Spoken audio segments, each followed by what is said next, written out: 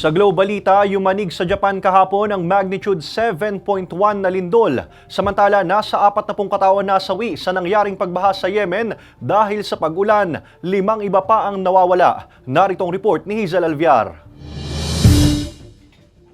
Niyanig ng magnitude 7.1 na lindol ang southwestern Japan. Ayon sa Japan Meteorological Agency, nangyari ang lindol kahapon sa Miyazaki Prefecture Western Major Island ng Kyushu. Sa lakas ng lindol, itinaas ang tsunami advisories. Inaalam pa sa ngayon ng gobyerno ng Japan ang kabuuang pinsala pero wala pang napaulat na problema sa mga nuclear power plant doon. Wala pang pahayag ang DFA o DMW kung may Pinoy na apektado ng pagyanig doon.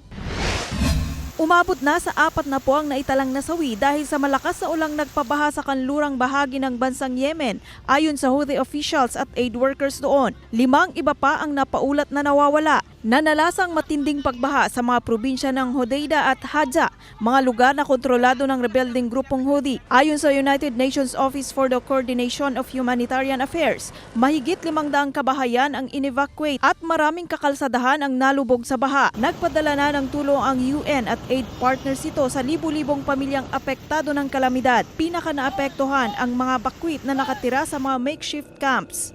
Hazel Alviar, Balitang Southern Tagalog.